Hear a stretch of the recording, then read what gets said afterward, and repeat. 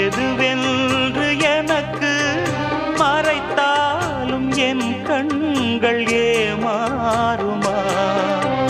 புரியாத புதிராய் விளங்காத விடையாய் இருந்தாலும் உண்மைகள் பொய்யாகுமா? என்னை கண்டு அச்சம் கொள்ள தேவையில்லையே, வேலி மீது குற்றம் சொன்ன தோட்டமில்லையே.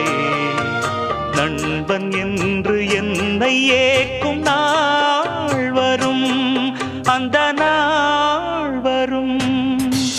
எங்கிருந்தோ இளங்குயிலின் இன்னிசை கேட்டு கண் விழித்தேன். நினைவு அலைகள் மனதில் எழும்பும் நேரம்